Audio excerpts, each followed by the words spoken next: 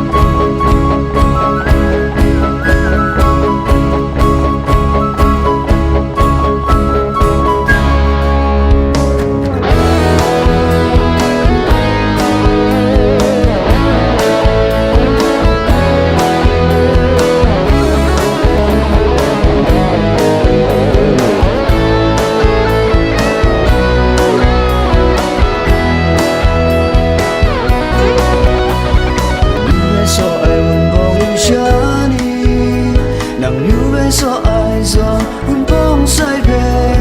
ba kok nan lit bong ga dung aga dai ni nan che un bong shani ji we ni a un bong sai be ba kok sa wa ga kyak tik sa